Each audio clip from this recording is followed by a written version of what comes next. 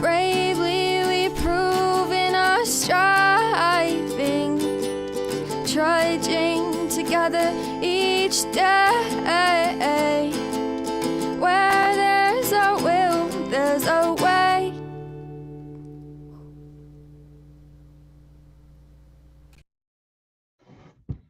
Happy Sober Sunday. Hi, Amber. Amber says about time. Might run a little late for you. No, I slept in on purpose. I went to back to bed probably 3-4 times. Like, nope, I don't want to get up yet. So, but I feel good. Is that what matters? In fact, what did Amber say this morning? Said, good morning, Beyond the Dinosaur. That was at 10:08. I wasn't up yet. So I sent a meme of dinosaurs. Right. So, yeah. And not the mama. Not the mama. Not the mama. You're not the mama. I don't know if anybody ever watched dinosaurs, but that's a pretty good impression. It's my back scratcher. Anybody over 45 must have an extendable back scratcher. This will be one of your number one tools because you're not going to be able to reach the middle of your back anymore. Okay? I'm just letting you know. Back scratchers. All right. Come here for old people life hacks.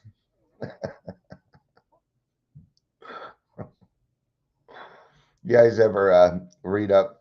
Well, it's funny because this works out perfect actually because everybody here's a Virgo. You ever read up on your own zodiac sign? Virgos, we're such assholes, man. Or we can be. Man. We're not easy to live with. We're always right, or at least we think we're always right. Actually, we usually are, by the way.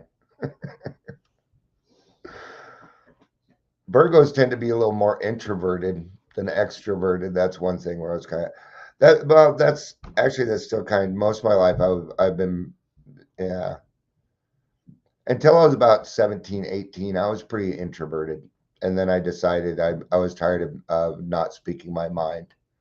So I started speaking my mind, and I'm still kind of introverted, but I come across very extroverted. I'm pretty extroverted, but it's just funny to kind of see some of these things. I know for me, people they tend to either like me or not like me. There's not, yeah. Actually, it's more like a love hate. People either love me or they hate me. It doesn't take them very long either. So, yeah, life of a Virgo. That ran off all non-Virgos. What? You don't want to talk about us? We do. Virgos love talking about themselves. Oh, all right. All right. Let's get started. We're going to be in 12 by 12 today. Welcome. Yeah, I take a lot of that stuff well, not really, because I am. Oh, there's our fourth Virgo.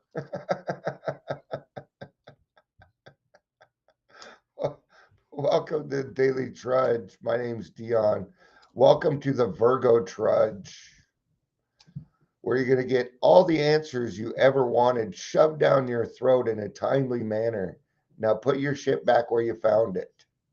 That's what we should call this show. Put the shit back where you found it. If you're here, please say hello. Oh, this is turning out great. Thank you, God. All right. Morning or good afternoon, sweetie. Oh. All right. let's get to this. We've done introductions. Identifying fear, 12 steps, 12 traditions, page 76. Oh. But we're going to go back a little bit because we partly did step 7 about a week ago. So I'm going to do the other half. So I'm going to start on page 74. Oh, let's start in 73. Yeah, put that shirt back where it came from, or so help me. All right. Yeah, that's a good place. We're going to start at 73. Mine's the nail clippers. Actually, here's the thing. Growing up, I didn't have much material stuff. I'm not saying that I grew up in white suburbia. I wasn't needing for anything. It was all want. It's 111, by the way. Okay. Did I get a bunch of stuff? I was the kind of kid, what I did is like, I would ask for one big thing for Christmas. I didn't ask for a bunch of things. Like I'd ask for a new phone, which was a lot more expensive than a water bed, things like that. So but even after I left the house, I've never had much. So what I do have, oh, I'm pretty fucking selfish about. It's mine because I don't get much. I haven't gotten much in this life. I can be pretty selfish about that. So let's get started here. Now that we've clarified that Dion is a selfish Virgo. Actually, Virgos are very unselfish. That's why we make horrible, horrible alcoholics. So, all right. Let's kind of switch off this so non-Virgos can enjoy it too. It was fun though. All right. So it was first we see humility as a necessity, but this is the barest beginning. To get completely away from the aversion to the idea of being humble, to gain a vision of humility as the avenue to true freedom and human spirit, to be willing to work for humility as something to be desired it for itself takes most of us a long, long time. A whole lifetime geared towards self-centeredness cannot be set in reverse at once. Rebellion dogs are our very first step. We just read this the other day. So I'm going to go to page 75 at the top. That's where we're going to start. I should have just started there. I know. I forgot to bring my fan in. So, because the AC hasn't been turned on yet today.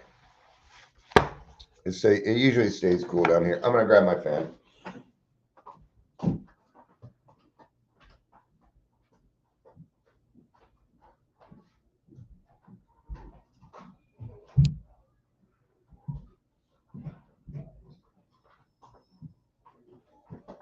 And I told this joke at the meeting last night.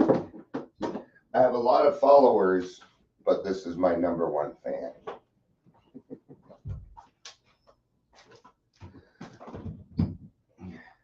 Had this fan for over 10 years for sure. Look, doesn't even stay together anymore.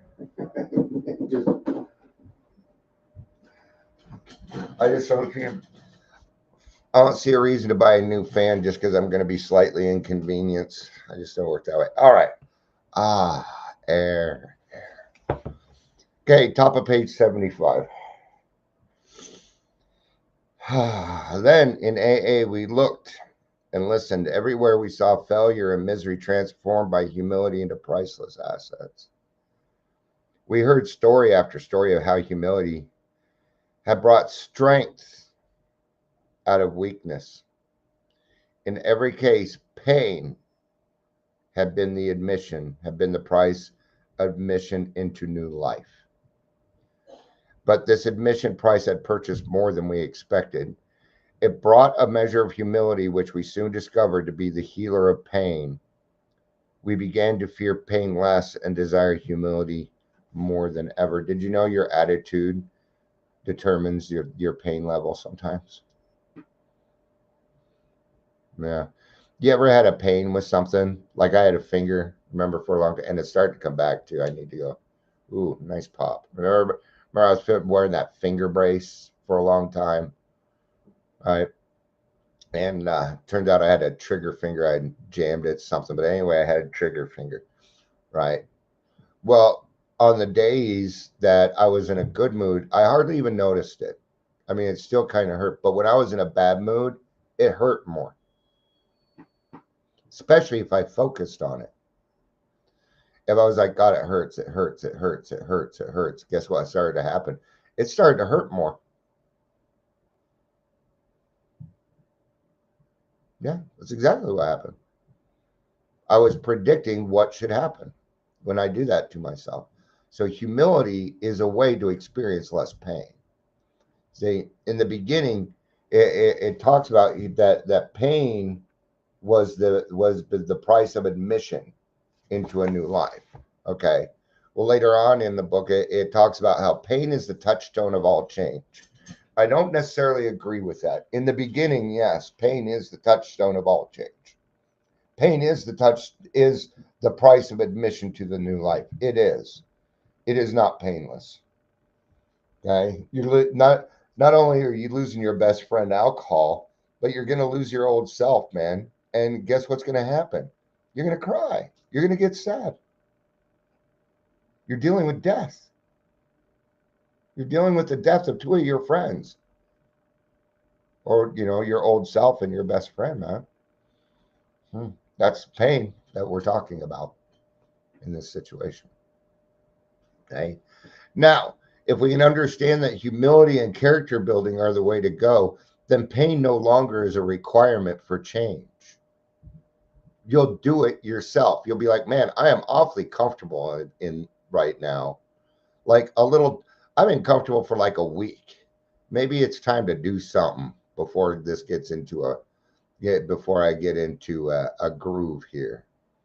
Because a groove for alcoholics is not good.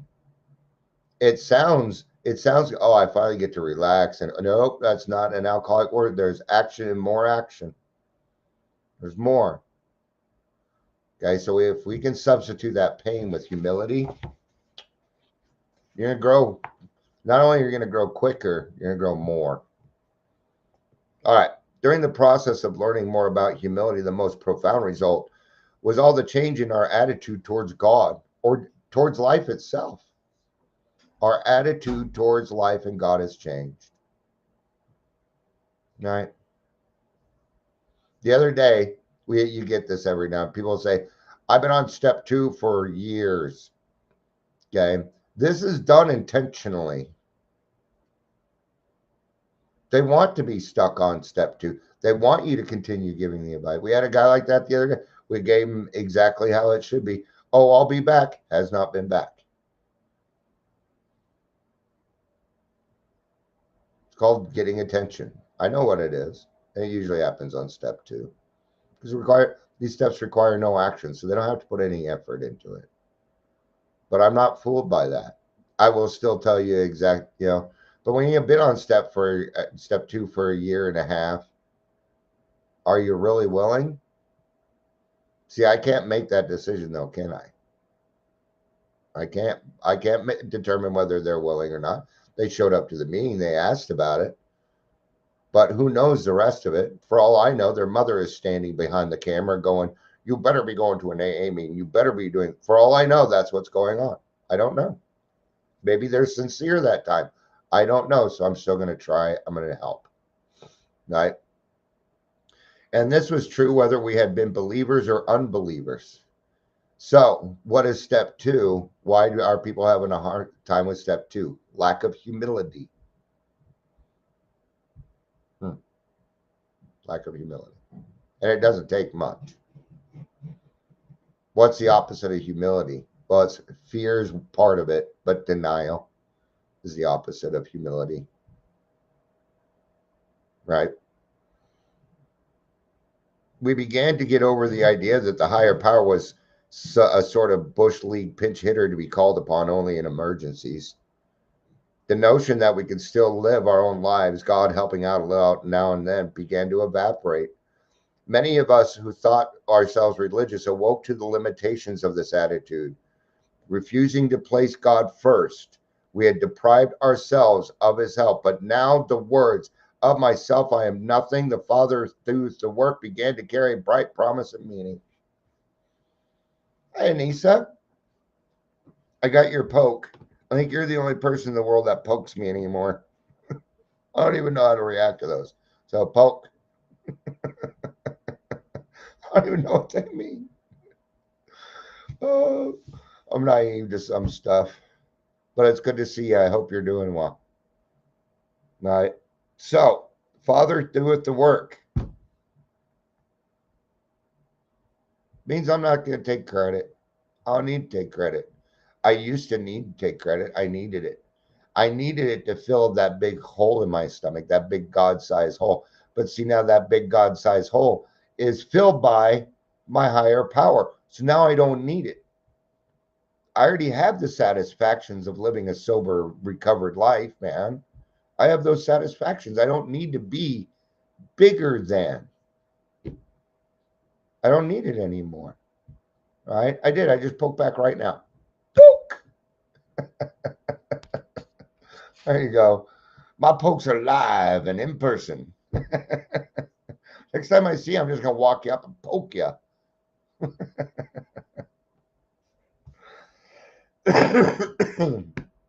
Sorry. I'm in kind of a good mood this morning. Probably because I slept. All right. We saw we needn't always be bludgeoned and beaten into humility. See? It could come quite as much from our voluntary reaching for it as it could from unremitting suffering. Okay? So those are the choices. You either change from the pain or you change because you wanna. Those are the options. Being an alcoholic's black and white. There isn't much in the middle. Yeah. Right?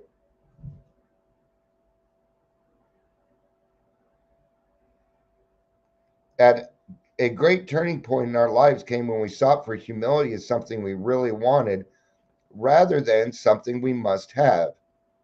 It marked the time when we could commence to see the full implication of step 7.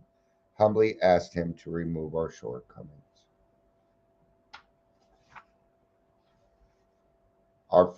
The first time, right? This isn't easy to do. I found it scary. I did. I found it scary because I didn't know what was going to happen. I'm a Virgo, and I kind of need to know what needs to happen. I do. Good afternoon, Jimmy. It's good to see you, brother. Anissa says, I need a flexible job schedule, hybrid. If anybody knows anything, let her know. I don't know anything, at least not in the field. And for those of you that don't know, I got out of the field. I'm not in the I'm still doing some things in the recovery field, my usual stuff, this and the podcasting, still kind of helping out. But 80% of what I'm doing, I don't do anymore. To figuring out who's doing what because it's all being shut down. So, but if you're looking for an in-person job, you could probably try East Metro. I know they're hiring peer support. It's about the only one that I know of, Anissa. So, hope that helps. All right. So I really like this part right here. A great turning point in our lives came when we sought for humility as something we really wanted instead of something I gotta do this. We alcoholics, I'm telling you, everything's black and white. Oh man, I have to do this. And we just hate that, don't we? I hate it. I do. Telling me, no. I'm a rebellious dog. I'm a rebellious dog. Or try Denver Cares, and he said they're always looking for people.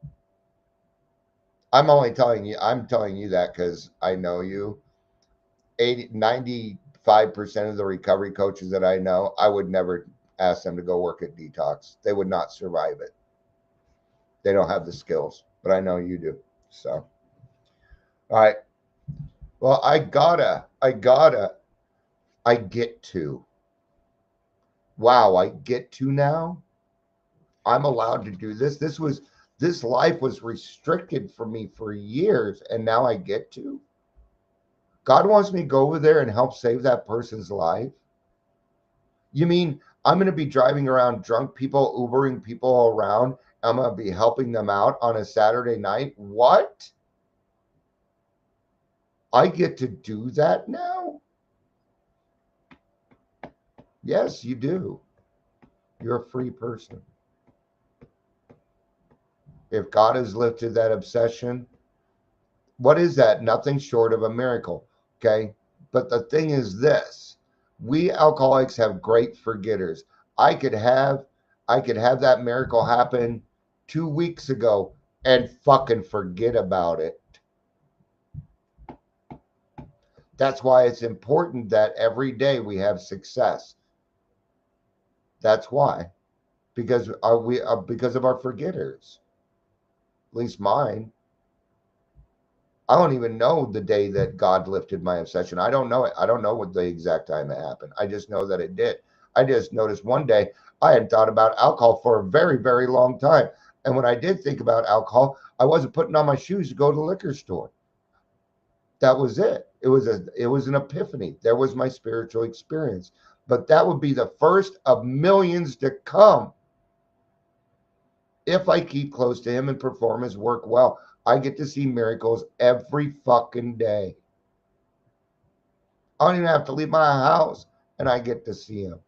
I tend to see more when I do leave my house, though, just so you know. But they still come. And it's all going to depend on my attitude. It's going to depend upon my humility. Right? We are getting to the identifying fear part, I promise. It isn't very long. That's why. All right, we'll get there. All right, it's coming up in this paragraph. No, it's the next paragraph. So anyway, as we approach the actual taking of step 7, it might be well if we inquire once more just what our deeper objectives are. Right? So what are the objectives? What are we striving for? Here's a good one. Each of us would like to live at peace with him and with himself and with his fellows. Yeah.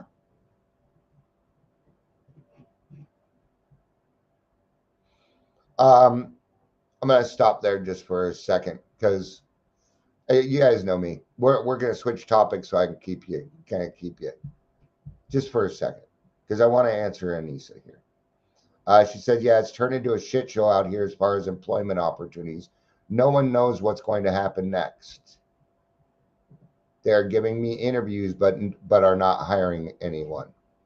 All right. Community Resource Center is also hiring a peer support at the present moment. These are jobs that those other people can't go after, Anissa, because they committed Medicaid fraud. You did not commit Medicaid fraud. So those other opportunities are open for you. Keep trying. And I can tell you now, I know exactly what's going to happen next. I've been calling it for years. And I'm going to repeat it just real quick because a lot of people already know this. All right. This year's going to suck. It's going to suck. Okay. Because we keep putting a Band-Aid on something out here in Colorado that needs a tourniquet. So what happened is the state money was overspent. That is the recovery coach's fault. The insurance was cut off. That is the recovery coach's job or fault. If we're going to use fault and that's what they want, now they're all running around blaming the president for cutting off the federal money. I don't blame them. There is so much fraud being done in Medicaid. We can't help anybody here. It's like you bought a plot of land and it's got this dilapidated house on it. Is it better to try and rework that house, remodel that house, or do you level it and build a new one? That's what we're doing right now. And it's going to hurt Colorado the most because we are dead last in recovery services. Okay.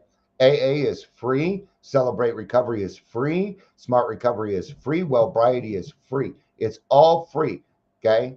Now we are making some changes. We are working on some things to where detoxes are being run by people in recovery, where the people with bachelor's degrees working in the detoxes go to a treatment center and work at the treatment centers. Now they're in the right places.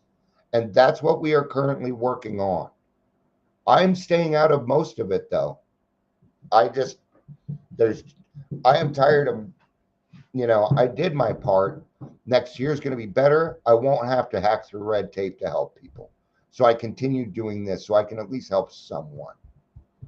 Okay. But I tell you this, I don't give a fuck what's going on out there. I don't care who's the president. I do not care about all these worldly clamors. I care about one fucking thing, making sure that my fellow alcoholic has a chance at this program. And if it's okay that I allow other people to stand in my way to do it, that is my fault, not someone else's. And I've been doing it for 7 years. I've done it whether the president's been a Democrat, whether they've been a Republican. It does not matter to me.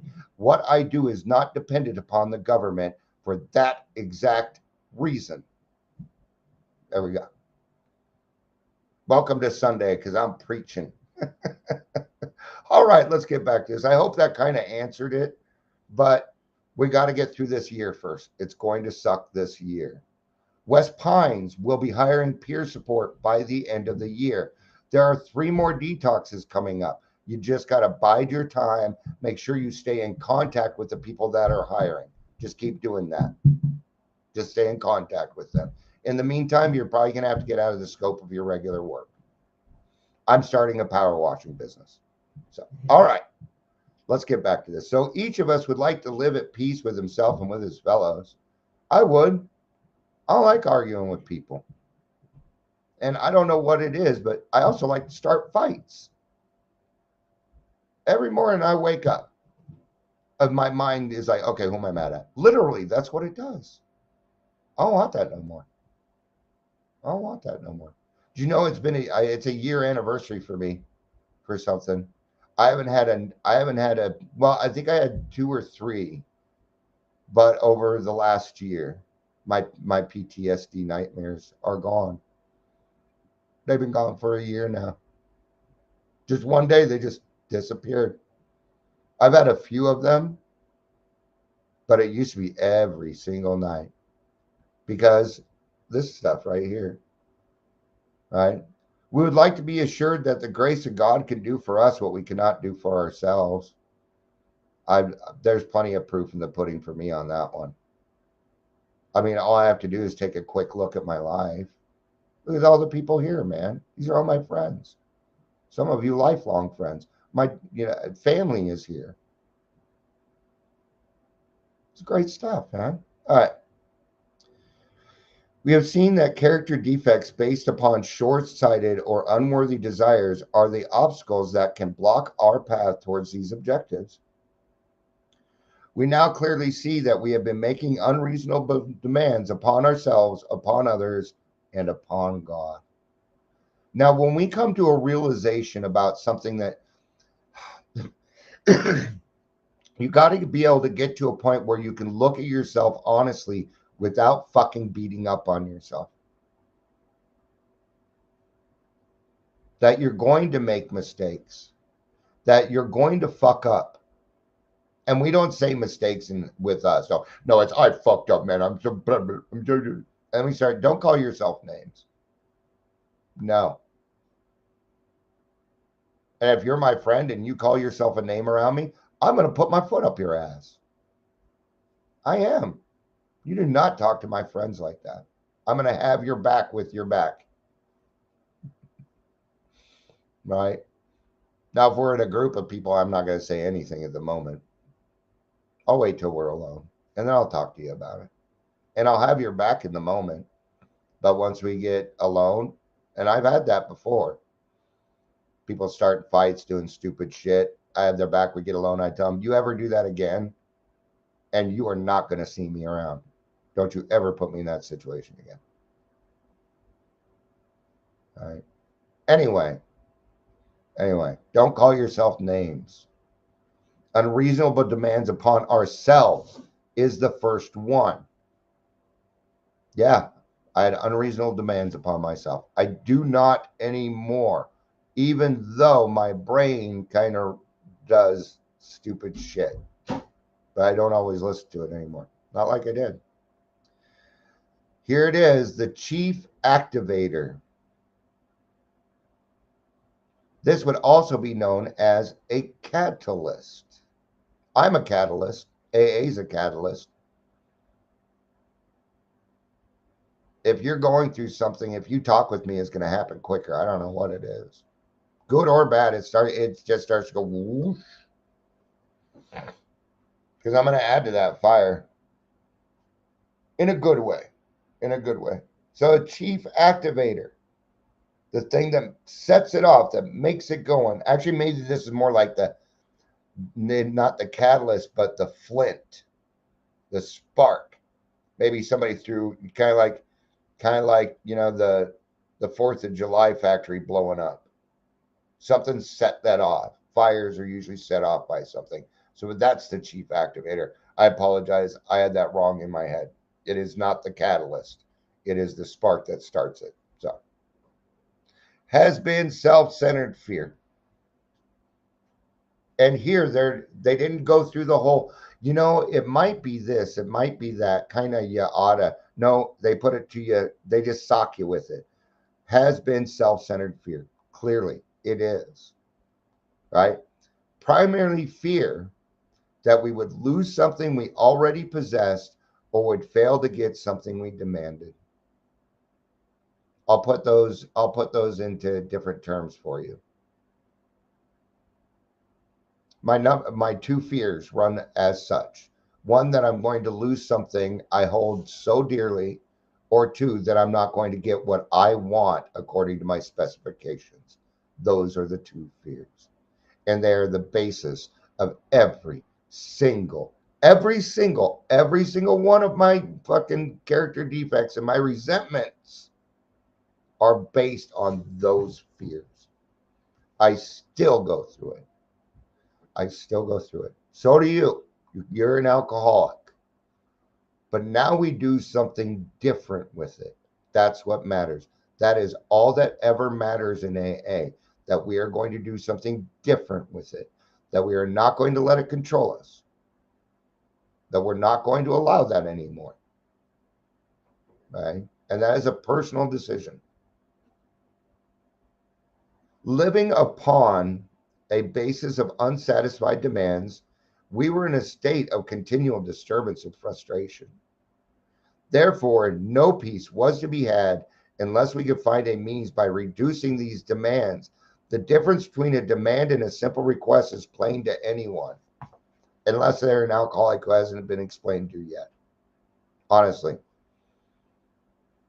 That was part of the problem. I didn't even know how I was lying. I didn't even know I was lying. I didn't know. People are like, yeah, why? How come you're always lying? I'm not lying. Well, you're not telling the truth. Well, but to me, I was. Well, then you don't know you can't handle the truth. No, this was a self-deceiving fear. It was. I was deceiving myself. Then I found out that I'm my own worst enemy. So I stopped being that. So I stopped being my own worst enemy. And I became my kindest friend. And that's really hard to do. That was actually not anymore. But in the beginning, it was really hard to do. I had to become my own best friend, man. I have to treat me better than I treat everybody else in this world. Or I don't get to treat you that way. If I can't do it for myself first, I cannot do it for you. I cannot transmit something I do not have. And that includes serenity and contentment and happiness. Is it always that way for me? No. Is it that way most of the time? Yes. For the most part, no. It doesn't seem like it because I'm Virgo and I have resting bitch face. But if you see my resting bitch face, it usually means I'm contented. But I do. I may not say anything, but my face will tell you. I can't help it. Oh, sometimes I see myself in meetings on the camera. I'm like, oh, shit. No wonder everybody knows what I'm going through. All right. So those are the fears. And now that we know them, don't use them. Quit worrying about whether you're going to be able to hold on to things. I get it too. I get it too. I understand. There are people in my life I don't want gone, but I no longer have a fear that they're going to leave me because I'm an alcoholic. I don't have that fear anymore. So therefore I don't have to worry about it as much. The main people in my life aren't going anywhere. All right. Seventh step is where we made the change in our attitude, which permits us, with humility as our guide, to move out from ourselves towards others and towards God. Fucking beautiful. It is. Some of us are still within, I'm at 9 years, but gosh, it's not hard for me to remember back to that first couple months of sobriety. I remember portions of it. I don't remember all of it. It was crazy shit. But now I use humility and character building as a way of life. And now I get to move out from myself and towards others and towards God. Now I can meet other people where they are at without having to put myself in danger. And if that means that I have to meet somebody at a sordid place to do it, I'll go. That does not bother me, because I know that God will keep me unharmed.